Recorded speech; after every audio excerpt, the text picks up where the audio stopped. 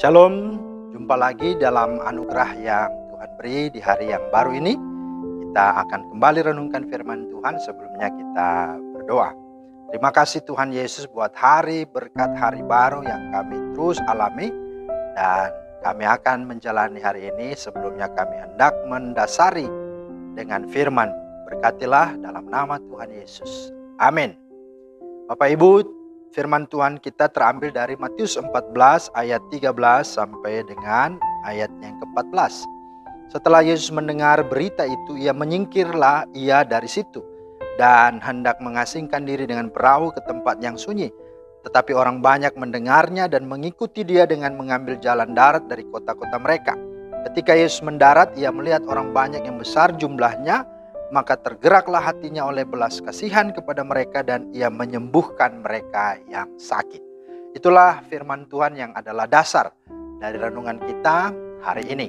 Tema kita adalah meneladani Yesus dalam melayani. Itu tema kita. Nah, Bapak Ibu, ketika kita menjadi orang percaya, memang kita diberi anugerah kasih karunia dan itu cuma-cuma. Itulah berkat yang kita miliki. Tetapi ketika kita menjadi orang yang percaya dan menjadi pengikutnya Yesus, maka kita tidak menjadi orang yang hidup hanya percuma dan sia-sia. Kita harus mengerjakan tugas kita di dunia ini. Itulah salah satunya melayani Tuhan. Dan menjadi teladan dalam pelayanan kita, itulah Yesus. Maka Yesus tidak hanya datang ke dalam dunia menyelamatkan dengan dia mati bangkit, tetapi dia datang untuk memberi hidup supaya kita teladani, supaya kita contohi. Salah satunya pelayanannya. Nah, setidaknya ada 3 hal yang kita akan lihat dari pelayanan Yesus. Yang pertama, bahwa Yesus melayani tidak mementingkan dirinya sendiri.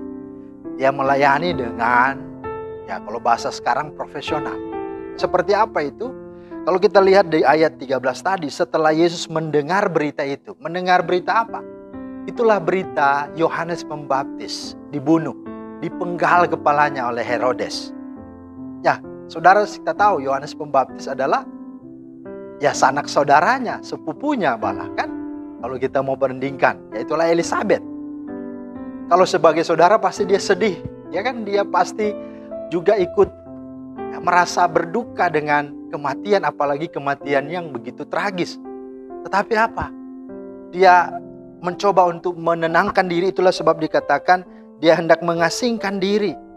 Dia mau mengambil sebuah tempat yang sunyi untuk mencoba dia mungkin menangis di situ. Tapi nggak bisa. Dan itulah sebabnya dia harus pergi. Tetapi ketika dia mau pergi dan dia mau pergi ke tempat yang sunyi, orang banyak berkerumun. Bahkan kalau dikatakan di dalam Markus 4 di situ dikatakan apa? Justru waktu dia mau dikasih makan, orang banyak sudah datang dan dia tidak sempat makan lagi. Lihat kita lihat. Dia berduka, kemudian pasti dia juga sedih karena Yohanes Pembaptis dibunuh. Itulah sanak saudaranya. Kemudian apa? Dia mau mengasingkan diri, menyendiri, mau berdoa tapi tidak bisa. Orang banyak sudah datang. Kemudian dia mau makan waktu itu pun tidak bisa karena memang kebutuhan pelayanan. Nah, saudara, betapa itu yang menjadi teladan. Mungkin sebagian orang bilang, wah konyol orang seperti ini. Tapi inilah harga dari seorang yang sudah diselamatkan. Lagi-lagi keselamatan kita tidak ada yang kita bayar. Tapi ketika kita sudah diselamatkan, ada harga yang harus kita bayar. Itulah mengerjakan keselamatan, melayani dia. Kalau Yesus saja melakukan itu, dia tidak mentingkan diri sendiri. Dia tidak egois, dia tidak peduli dengan segala mungkin masalah dirinya, masalah pribadinya.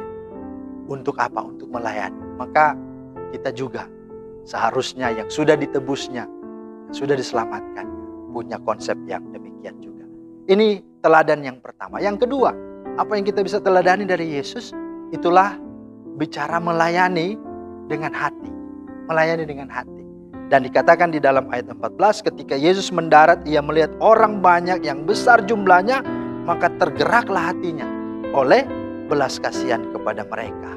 Saudara, Ada banyak orang melayani bukan dengan hati, ya, tapi dengan pamrih. Melayani bukan dengan belas kasihan, ya, tapi melayani ya untuk dilayani sebenarnya, ya, untuk dirinya juga, gitu ya. Melayani juga ya memang hanya basa-basi.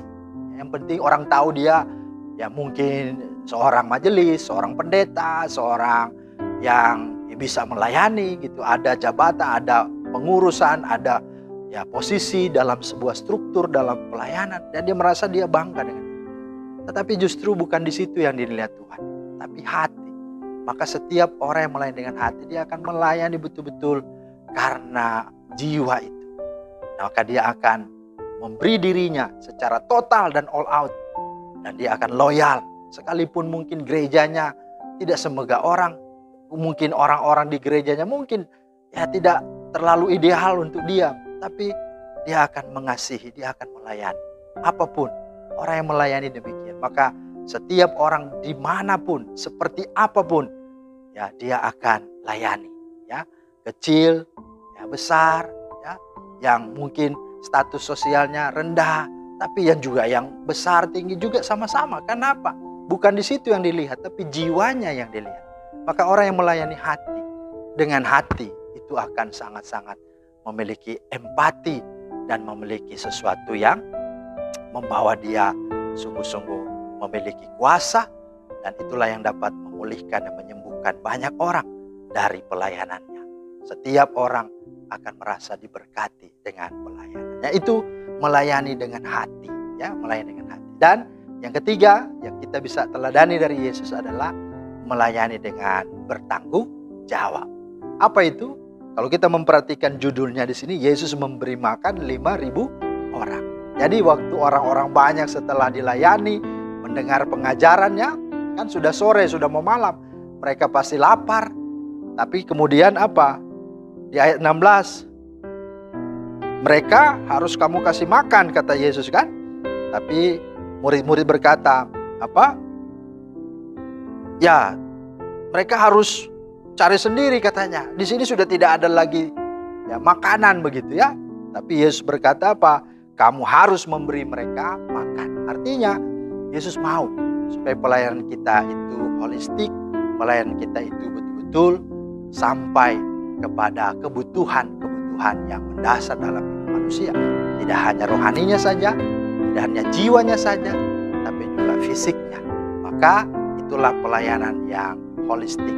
Tuhan mau bahwa setiap kita juga memperhatikan orang-orang yang susah, orang-orang yang membutuhkan, akan kebutuhan hidupnya tercukupi. Mari kita juga melakukan yang sama. Tuhan mau kita melayani demikian. Mari dengan 3 hal ini kita meneladani Yesus Kristus. Dia bukan hanya menyelamatkan kita, tapi dia memberi teladan dalam hal apa? Melayani Tuhan. Kiranya Tuhan menolong kita sebagai anak-anak Tuhan. Mari terus melayani dia dengan penuh tanggung jawab, dengan penuh cinta, tetapi dengan kesadaran bahwa dia sudah terlebih dahulu melayani kita. Tuhan Yesus memberkati. Amin. Terima kasih Tuhan untuk firman-Mu. Ajar kami sebagaimana Engkau Tuhan sudah datang ke dalam dunia melayani kami dan memberi teladan yang sangat terbaik. Kami rindu supaya hidup kami yang Tuhan masih beri, alasan kami hidup dan diselamatkan, agar supaya kami bisa melayani setiap orang yang sungguh-sungguh membutuhkan keselamatan. Dan Engkau sudah mengajar kami bagaimana harusnya melayani itu. Materaikanlah firman-Mu dan mampukan kami Roh Kudus. Dalam nama Tuhan Yesus kami berdoa. Amin. Ya, terpujilah Tuhan, jemaat yang dikasihi Tuhan. Mari selamat beraktivitas sepanjang hari ini. Kiranya Tuhan Yesus memberkati.